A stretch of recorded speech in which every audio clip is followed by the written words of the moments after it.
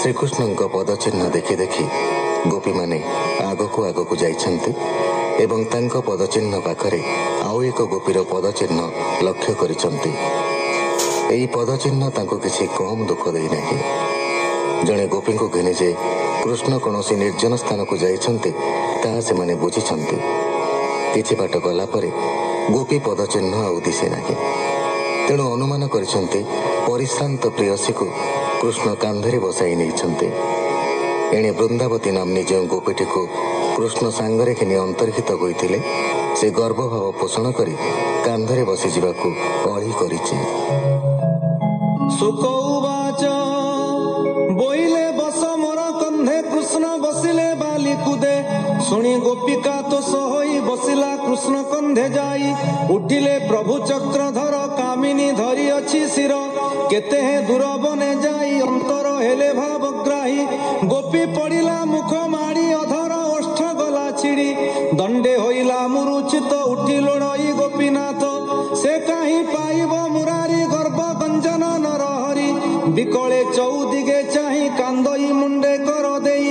ଆସ ବହନ ଗୋପୀନାଥ ଗହଳେ ନଦୀ ସଇ ପଥ ମୋତେ ନିଶ୍ଚୟ ନାଶ କଲୁ ଗୋପୀଙ୍କ ସଙ୍ଗ ଛଡ଼ାଇଲୁ ପୂର୍ବର ଭାଗ୍ୟ ତୋତେ ଦେଖି ଏବେ ହୋଇଲି ନିରିମାଖି ଏକା କରିଣ ମୋତେ ଆଣି ସୁଖେ ରମିଲୁ ବେଣୁ ପାଣି ମୁଁ ଦୁଃଖୀ କଲି ଦ୍ରୋହ କର୍ମ ମୋତେ ହୋଇଲି ମତି ଭ୍ରମ କନ୍ଧରେ ବସା ବୋଇଲି ଅଜ୍ଞାନେ ଦେହ ପାଶରିଲି ଅବଳା ଜନ୍ମ ମାତ୍ର କେତେ ଯହୁଁ ମୁଁ ରମିଲି ଏକାନ୍ତେ କି ଦୋଷ କଲି ମୁହିଁ ତୋରେ ନିବେଶି ଗଲୁ ବନ ଘରେ ଏମନ୍ତେ କାନ୍ଦଇ ତରୁଣୀ କୃଷ୍ଣ ହସିଲେ ତାହା ଶୁଣି ଭାବକୁ ନିକଟ ଗୋସାଇ ଭାବେ ପାଲଟା ବସ୍ତ୍ର ବହି ନିକଟେ ଥାଇ ନ ଦିଶନ୍ତି ଗରବ କ୍ଷଣେ ନ ସହନ୍ତି ଗୋପୀଏ ଯାଉଥିଲେ ବନେ ତାର ରୋଦନ ଶୁଣି କର୍ଣ୍ଣେ ନିକଟେ ମିଳିଲେ ତାହାର ତୋଳିଲେ ଧରିବେନି କର ସଚେତ କରି ପଚାରିଲେ ବୋଇଲେ ଥିଲୁ କୃଷ୍ଣ ତୁଲେ ଏକା କରିଣ ତୋତେ ଆଣି କି ଗୋ କଲେ ବେଣୁ ପାଣି ପୁରୁଷ ଦୈନ୍ୟ ବ୍ୟବହାର ପକାଇ ହୋଇଲା ଅନ୍ତର ତୋତେ ପକାଇ ଘର ବନେ ଗୋବିନ୍ଦ ଗଲେ କେଉଁ ସ୍ଥାନେ ଏଡ଼େ ନିଷ୍ଠୁର ତାର ଦେହି ପୁତନା ପ୍ରାଣ ଅଛି ଖାଇ ଅନେକ ହତ୍ୟା ଅଛି କରି ଏବେ ଖାଇବ ଗୋପ ନାରୀ ଅଇଲୁ ତାର ବେଣୁ ସ୍ୱନେ ଘୋର ଗହନ ବୃନ୍ଦାବନେ ଛାଡ଼ିଲୁ ଗୃହ ସୁତ କାନ୍ତ ଏ ବନେ ହୋଇଲୁ ଅନାଥ ଏମନ୍ତ ପଥ ଅନୁସରି କାନ୍ଦନ୍ତି କୃଷ୍ଣଙ୍କୁ ସୁମରି ସଖୀ କି ହୃଦୟ କୋଳ କରି କାନ୍ଦନ୍ତି 16,000 ନାରୀ ସାହେର ଶବଦ ରୋଦନ ଉଚ୍ଚ ବିଳାପ ବହୁସ୍ୱନ କାନନେ ପଶିଲେ ସକଳେ 16,000 ଏକା ବେଳେ ବୃକ୍ଷ ଗହଳ ଛାୟା ଦେଖି ଅନ୍ଧାର ପ୍ରାୟ ଉପଲକ୍ଷୀ ଭয়ে ବାହୁଡ଼ିଲେ ସକଳେ ପୁଣି ମିଳିଲେ ନଦୀ କୂଳେ ମନ ନିବେଶୀ କୃଷ୍ଣ ପାଦେ କାନ୍ଦନ୍ତି ଶୋକ ଗଦ ଗଦେ ସେ ଗୋପୀ ଗୋବିନ୍ଦର ପାଏ ସୁଜନ ଜନ କର ଲଏ ହରିଚରିତ ଭାଗବତ ଅମୃତର ସମୟ ଗୀତ ଏଣେ କରିବା ମନ ତୋଷ କହଇ ଜଗନ୍ନାଥ ଦାସ ଇତି ଶ୍ରୀମଦ୍ ଭାଗବତେ ମହାପୁରାଣେ ପାରମହଂସ୍ୟାଂ ସଂହିତାୟାଂ ଦଶମସ୍କନ୍ଧେ ପୂର୍ବାର୍ଦ୍ଧେ ରାସ କ୍ରୀଡ଼ାୟାଂ କୃଷ୍ଣାନ୍ୱେଷଣಂ ନାମ 31ୋऽଧ୍ୟାୟଃ।